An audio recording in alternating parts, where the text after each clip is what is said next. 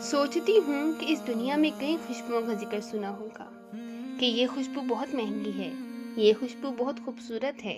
लेकिन क्या आप जानते हैं कि मदीने में एक ऐसी खुशबू भी है जिसे सूंघने के बाद शायद आपको दुनिया की कोई खुशबू पसंद ना आए। मदीने की हर गली महकती है।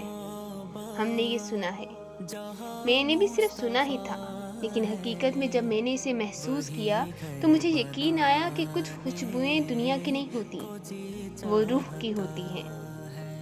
आप जिस गली से गुजरते हैं, हर तरफ एक ऐसी खुशबू आती है जो दिल के अंदर तक उतर जाती है।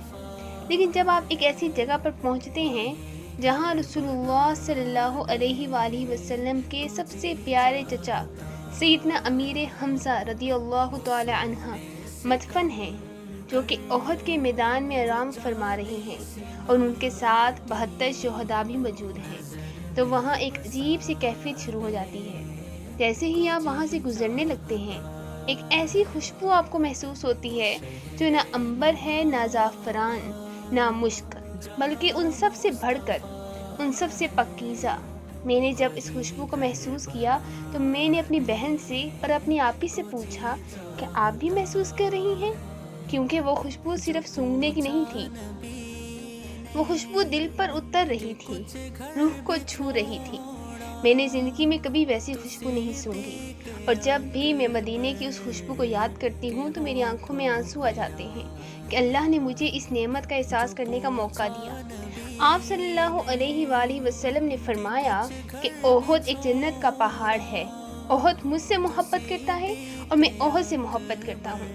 मस्जिद नबवी के अंदर से अगर आप 322 गेट की तरफ देखें तो सामने ओहद का पहाड़ नजर आता है, वही पहाड़ जो रसूलुल्लाह सल्लल्लाहु अलैहि वसल्लम की नज़रों के सामने रहता है।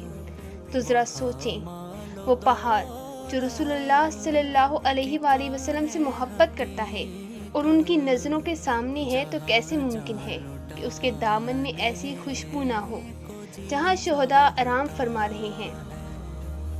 मैं जब ये सोचती हूँ तो मेरी समझ में नहीं आता, अगर दुनिया में एक छोटे से मुकाम पर इतनी खूबसूरत खुशबू हो सकती है तो जन्नत कितनी महकती होगी, जन्नत की खुशबू कैसी होगी, वो कैसा सुकून होगा। और फिर ख्याल आता है जन्नतुल बकी का, जहाँ रसूलुल्लाह सल्लल्लाहु अलैहि वसल्लम की बेटी मौजूद हैं, जहाँ अज़वाजे मुतहरात आराम फरमा रही हैं, जहाँ सहाबाए कराम मौजूद हैं। तो वहाँ की खुशबू कैसी होगी, वहाँ की फ़िज़ा कैसी होगी। दिल बस यही दुआ करता है कि अल्लाह हमें बार बार मदीने की गलियों में ले जाए, बार बार उस खुशबू को महसूस करने का मौका दे।